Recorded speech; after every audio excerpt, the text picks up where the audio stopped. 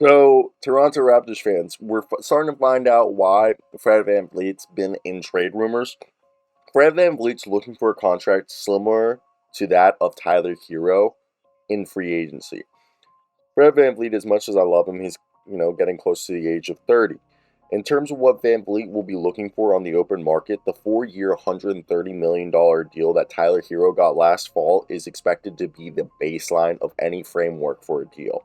Officially, the Raptors don't have to decide whether they're going to be the team that gives him it until July. Essentially, though, they've got to make the decision over the next 5 weeks ahead of the February 9th trade deadline, or they risk losing Fred VanVleet for nothing. That's why Fred VanVleet's been in trade talks. And let me tell you guys this. Fred VanVleet has rejected the contract offers being offered by Toronto Raptors. Fred VanVleet has turned down a $114 million extension from the Toronto Raptors before the start of this season.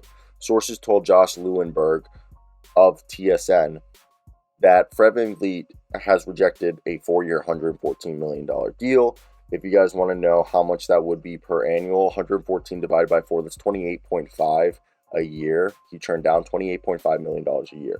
He wants $32.5 million per year. That's what he's basically saying. And he's an unrestricted free agent at the end of this year. That's why I've floated the idea of a Mike Conley, Fred VanVleet. Maybe you can convince the Jazz to maybe give you a pick because Fred VanVleet's younger. But the Raptors have spoken about their desire to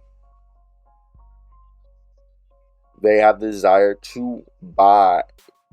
keep Fred VanVleet here. There's no indication that the team has changed its stance on VanVleet despite their current struggles.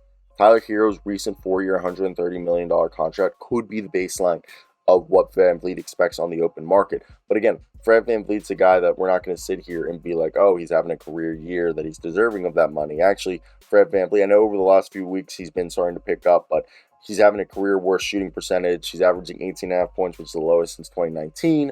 And Fred VanVleet, a guy who has been in the league now for 7 years, is 28 years old already because he's 21 when he came out of Wichita State. Shout out Kansas. But I want to hear your guys' thoughts, okay? And what do you guys think of this at all? And what would you pay? I think 114 4 years was a good number to offer Fred VanVleet. I feel like anything more, like, would have been, I don't know, because VanVleet's probably going to opt out of his player option for the 2023-24 season, hit the open market this offseason. And that's why there's a big decision going on for him. And Tyler Herro received that major extension because he had won the Sixth Man of the Year award, and there's thoughts that Tyler Herro could be like, the store brand version of Devin Booker.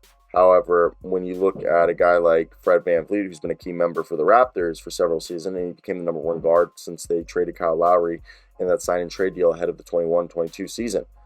VanVleet's a one-time All-Star, turns 29 during this season, and the Raptors have to decide if they want to keep him. They're currently 16-23, 12th in the Eastern Conference, and VanVleet's a guy who's struggling with efficiency, shooting just 37.7% from the field and 32.5% from three. That's his worst field goal percentage since his rookie year and his three-point percentage of his career. And still, he's averaging 18.8 points, 4 rebounds, 6 assists, and there's no doubt he's still an effective player, but this is a team that needs shooting, and OG Anunoby and Pascal Siakam, who could become available if the team decides to go into a rebuilding phase, but they're expected to command Donovan Mitchell-esque deal. So with that being said, I think the best thing in their opinion is to try and get try to move Fred VanVleet and see if that does anything. But I want to hear your guys' thoughts. What do you guys think? Also, we're on the way to 10,000, and I'm just going to do a public plea here. We're on the way to 10,000 subscribers. I'm about to graduate in May from college. I have like $100,000 in student loans. I'm going to be working full-time as a journalist, like in local news, probably somewhere in Florida or Arizona, wherever I accept the job. I have a few job offers already, but I want to keep building this YouTube stuff. I have a second channel, Daily NBA Show. This is my main channel. I have a third channel, football channel, that's growing. But I want your guys' help. I want you guys to be involved. And hitting that like and subscribe button will be huge help. And you can always unsubscribe, but helping me out here will help me pay back my loans, will help build this channel up and create better content for you guys. So every like, every subscription helps. And you can always unsubscribe later. So that was my personal plea. I hope you guys do have a great day.